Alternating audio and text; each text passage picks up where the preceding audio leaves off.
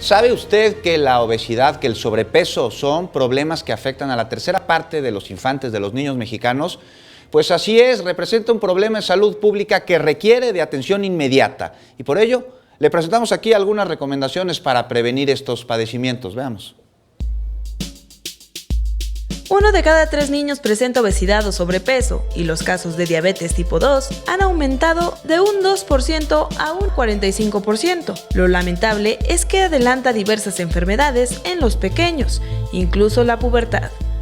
El exceso de tejido graso puede almacenar hormonas sexuales femeninas y adelantar el desarrollo de la glándula mamaria. Normalmente una niñita lo empieza a partir de los 8 años y lo puede empezar desde los 3, 4 años por este exceso de grasa. Y esto, si no se remedia a tiempo, pues puede estar menstruando a los 6, 7 años.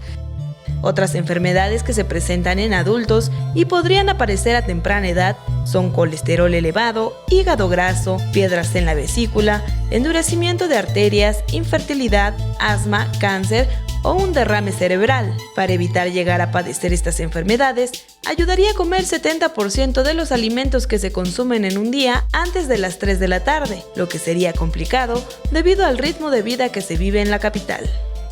Las políticas en salud deberían de enfocarse a precisamente resolver las principales limitaciones que tiene la gente, que es esta falta de tiempo por tener tráficos deben de mejorar el transporte, deben de acercar los lugares de trabajo a los domicilios de las personas, ya sea reubicando las casas o reubicando trabajos. Eso sería lo ideal. Además de esto, especialistas recomiendan evitar comer papas fritas, carnes procesadas y bebidas azucaradas, así como reducir a 3 o menos veces por mes las comidas fuera de casa, realizar actividad física, evitar permanecer sentados frente a pantallas por largos periodos, tomar 2 litros de agua diario y comer por lapsos mayores de 20 minutos, ya que el cerebro procesa estar satisfecho en ese tiempo. Iraíz Morquecho, 21 Noticias.